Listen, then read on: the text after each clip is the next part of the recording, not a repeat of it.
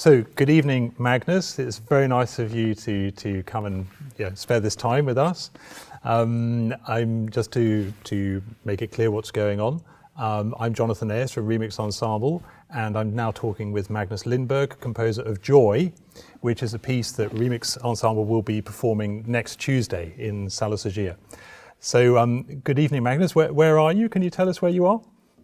Good evening. Yes, I am in Helsinki, in Finland. So at home, unfortunately, I wanted to come to Portugal already for a long time. I have a house in Algarve, and I miss. In the Algarve. Okay. Yes, miss the possibility to come down there. But for time being, we are stuck here in Finland. So let's see how things are evolving. Yeah. Okay. Well, yeah. It's sad that you can't come. So I'd like to ask you to tell us something about the music and about the piece that we're going to play. My first question actually is the title Joy. Where does the idea come from for this piece? It's a lovely title, I have to say, because there's so many modern pieces that are really sad and all. Thank you. Yeah, it has a long story. The short story is that the material I used for the electronics in this piece, they all come from an old grand piano that I was using myself in my teenager when I was practicing all summers in the countryside, and I had bought a grand piano to work with, and one day the instrument became old and I decided to record plenty of sounds by actually demolishing the instrument. And of course, you as a pianist, you know what I speak about when I say that finally being able to physically destroy an instrument that you have been struggling with so many years in order to learn, that was a pleasure. It was a shared joy to. So there was a joy of destruction that we start off with. Okay. It was destructing the instrument in order to construct something out of that. So right. It was in the same time deconstructivism and constructivism, and some of the sounds produced with that they had this kind of a wonderful, joyful aspect to sound. So that became it. It was a title. In the same time, it was also a time in IRCAM when composers were really so serious about thinking and dark and everything was. We were working in the cellar of underground in IRCAM, Centre Pompidou. Yes. So I thought that something that would be more joyful, something a little bit more bringing in light and hope. Mm-hmm. It felt like an appropriate title for this work.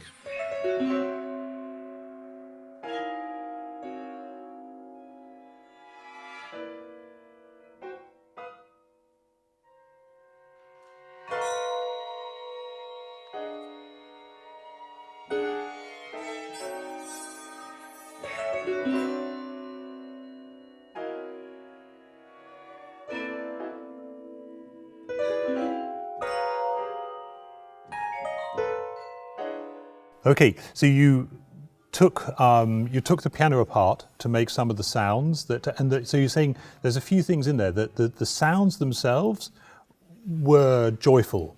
You said the sounds of the broken piano were in themselves kind of created a kind of joyful emotions for you. Yes, definitely. It was the project initially was meant to be for two pianos and two percussionists and electronics. Okay. Mm-hmm. I started to work with building a bridge between the percussion instruments to the pianos by using all these sounds recorded from inside the piano. Okay. Very well as me. We have a wonderful history of music all the time, all coming from John Cage when the concerto for prepared piano, etc. Mm-hmm. Yes. And of course, the very moment you go inside a piano, it becomes a percussion instrument. You can do so many percussive things there. Yes. So for me, the initial setup was really to build a sort of musical bridge between percussion instruments and pianos.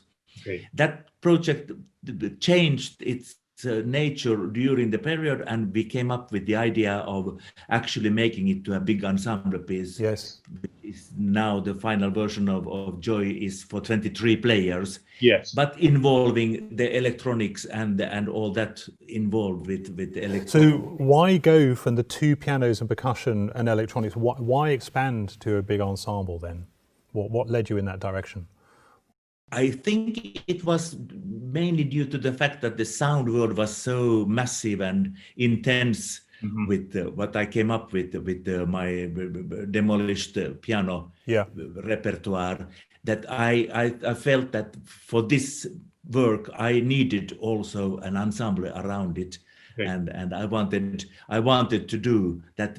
Joy was written in 1990. Yes. I came back to, I did another work at IRCAM later, 6 years later.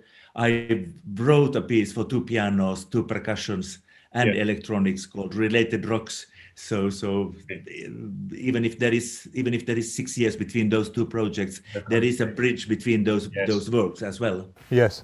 You talk about the percussion element, and I certainly hear the piano and percussion goes nearly all the way through the texture.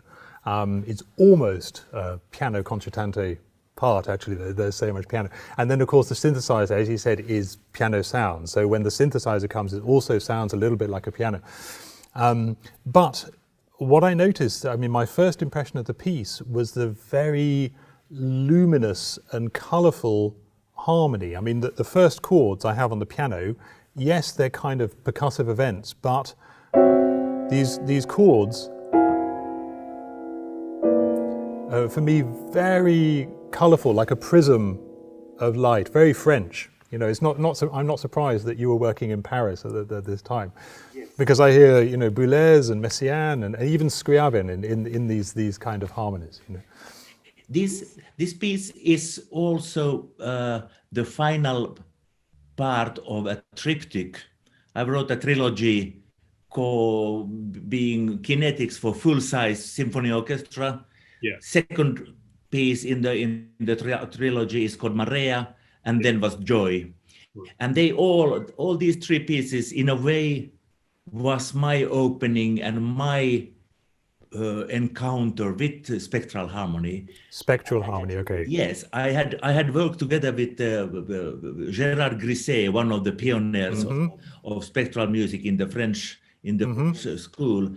I was studying with him in 1981-82 in Paris.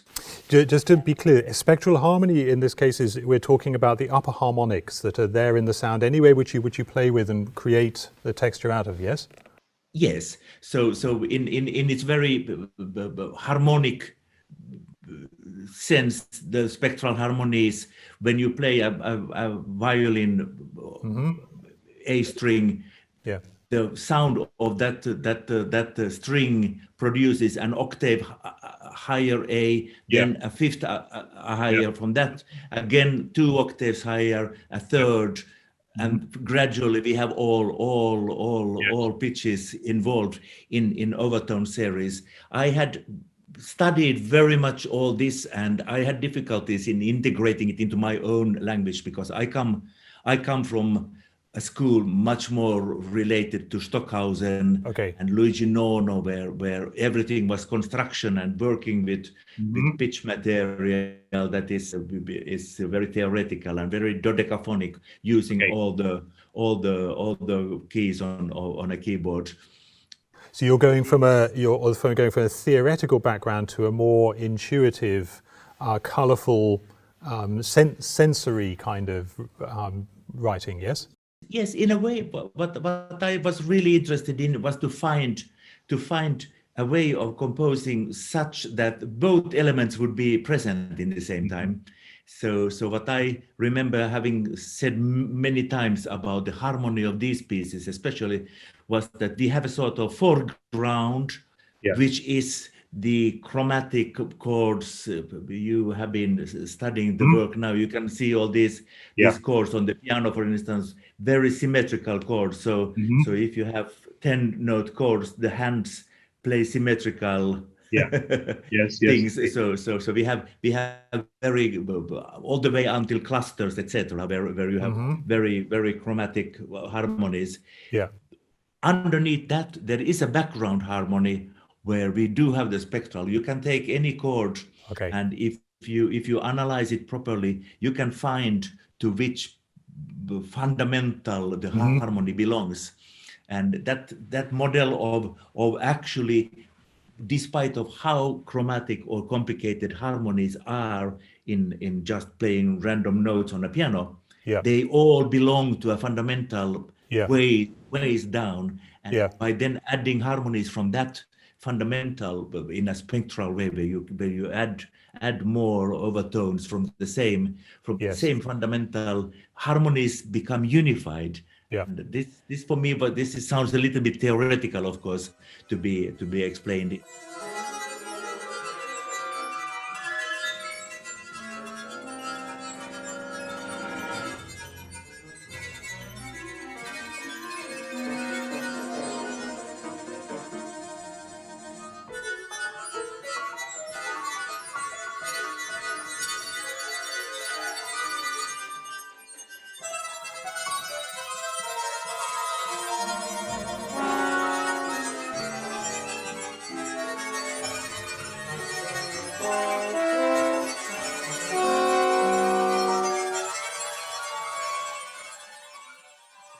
One of my questions for you, I mean, you have, in a way, this inspiration of joy, these feelings of joy,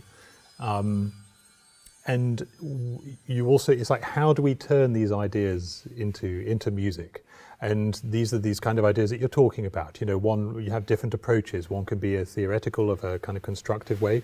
One can be in a way to it's a system, whatever system that you're going to use. And for this one, you had a spectral harmony system, which you were playing with. How then, the piece is, you know, nearly half an hour long. How then, out of these often quite static harmonies, do you create structure, narrative, events? Yeah, that was one of the other really main topics of this project, and that is in many ways the same sort of world I'm still investigating in and trying to figure out, which is exactly what you say, the trouble, the paradox with the contemporary music harmony, because of its nature of being rather complex, is that it easily becomes static. Yes. Because the harmonies are so complex themselves that feeling the movement within harmony is not an easy thing to achieve. Well, yeah, it's true. One thing about these kind of spectral harmonies, and I'm thinking more because I haven't myself analysed these harmonies in the spectral way. That's not a study that I've done. I am aware of the Messiaen modes of limited transposition, and we have the same kinds of, as a listener, we have the same kind of effects, you know, these this movement from kind of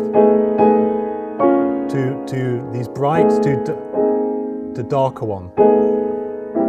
You know, and we had that's a very engaging energy that one has. You know, these to go back to your chords here. There's already a kind of it's these augmented intervals. They create a kind of energy, and we have these kind of micro. I mean, there's a lot of harmonic movement actually. You know, between the light and shade and light and shade. Almost too much. I mean, there's so much movement in these chords, which is there anyway because of their construction. I wondered how you managed, to control this. That one harmonic movement becomes more significant than the rest, so that we know that we're now reaching somewhere, you know, which is, I mean, you do. I think it's a very convincing structure, and I wondered how you went about that. Yeah, that's a big part of the whole research with this work, which was based on. I have typically what I work with. I have a sequence of chords that I have composed. I put them together, and I do repeat it. You can almost compare it to a Baroque like a chaconne, where you have. So you have a sequence which is prepared. Okay. Yeah. And then I typically, this was also the time when I started to work with computers with organizing musical material, not letting the computer compose, but having the computer working out material for me. And typically what I could set up a chord chain in the high register, and then I could gradually make transformations that brought me to my original chaconne. Then I could take my chaconne, I could go from there to another point in a low register, or another point where the whole span, ambitus of the orchestra was maximal. So in a way, the big shapes, they move around this harmony gradually. This is very much influenced by the beautiful music of Giorgio Ligeti in his 1960s, 1970s music, where typically Ligeti would start from one note and then make a gradual opening of harmonies and then take the next block. And so you can almost visualize his music in graphs to see how things are following certain shapes, etc. I was very much into this. Okay, so it's not, you're not feeling your way intuitively through the structure, just choosing chords and colors. You have a system, you have a structure, and that keeps you on track, and you can in a way construct your narrative around this strong structure. Definitely. I mean, for me, there has always been some sort of a skeleton structure around in order to compose. Then, of course, for me personally, at least, in order to work such, there must be freedom. So for me, it is a dialogue between having a system, and then you create your system such that you have freedom within it. So I would not be interested in total control like some of the super serial composers in the 1940s, 50s were working. So that's nice actually for our program, because the other piece in the program by Filidei, he's when I've spoken to him, he's been also very similar. He has, whatever the system is, he always has some framework which he brings to it, and that gives a kind of a tightness, a force to the experience of listening.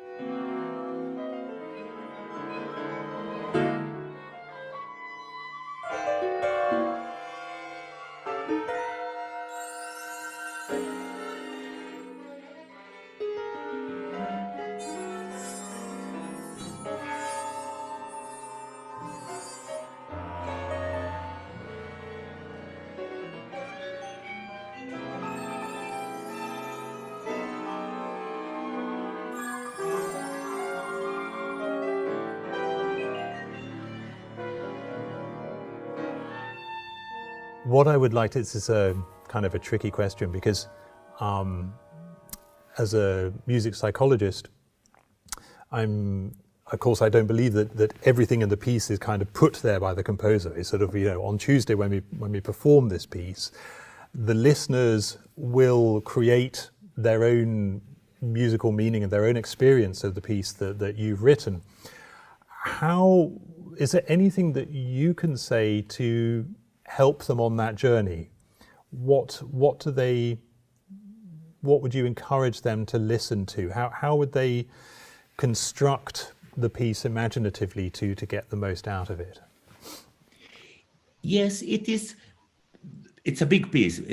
For my music, half an hour is a lot of music. A lot of music, yeah. So, yes, because it's so loaded with information. Yeah. I would say in the opening of the piece, the first section of the piece, until you come to that point where everything is up in the high register, and then you start to feel a different kind of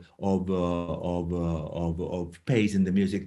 The beginning is actually 24 variations of the same thing. Oh, okay.